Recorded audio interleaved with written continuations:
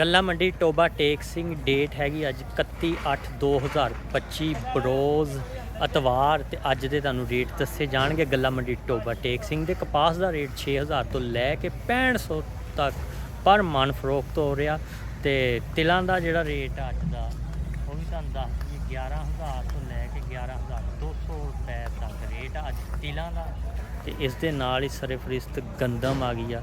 ਗੰਦਮ ਦਾ ਵੀ ਤੁਹਾਨੂੰ ਰੇਟ ਦੱਸ ਦਿੱਤਾ ਜਾਵੇ। ਅੱਜ ਰੇਟ ਥੋੜ੍ਹਾ ਜਿਹਾ ਹੋਰ ਤੇਜ਼ ਹੋ ਗਿਆ, 3000 ਰੁਪਇਆ ਗੰਦਮ ਦਾ ਰੇਟ ਹੋ ਗਿਆ। ਤੇ ਰਾਇਆ ਵੀ ਅੱਜ ਆਇਆ ਹੋਇਆ ਮੰਡੀ ਦੇ ਵਿੱਚ। ਤੇ ਰਾਏ ਦਾ ਜਿਹੜਾ ਰੇਟ ਆ ਉਹ 8000 ਰੁਪਇਆ ਵਾ।